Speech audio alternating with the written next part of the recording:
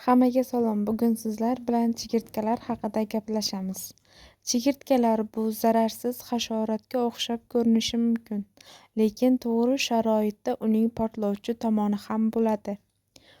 Bu chigirtka bo'lib halokatga bo'lgan ishtahasi vabo darajasiga ko'tarilishi mumkin. Barcha chigirtkalar chigirtkadir. Lekin biz chigirtkalar deb ataydigan chigirtkalar to'planib yuradiganlaridir. Ko'pincha chigirtkalar yumshoq va odobli ko'rinadi. Ular yirtqichlardan qochish uchun o'z joylaridan qochadilar va aralashadilar. Bu ularning yolg'izlik bosqichidir. Chigirtkalar avlodlar davomida shunday yashashi mumkin. Biror narsa ularni to'xtatmaguncha. Ularning soni ko'payib borar ekan, ular beixtiyor bir-birlariga to'qnashadi. Ularning orqa oyoqlaridagi tuklar ayniqsa sezgir va bu aloqa serotonin pulsini qo'zg'atadi.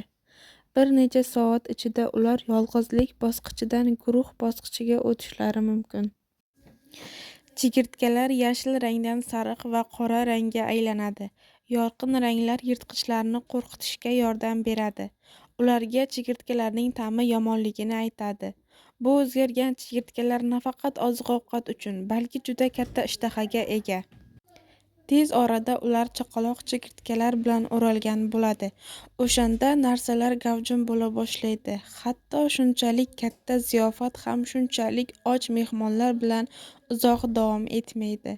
Bezovta yosh chigirtkalar sakrab-sakrab yura boshlaydi va guruhlar deb ataladigan guruhlarni tashkil etadi.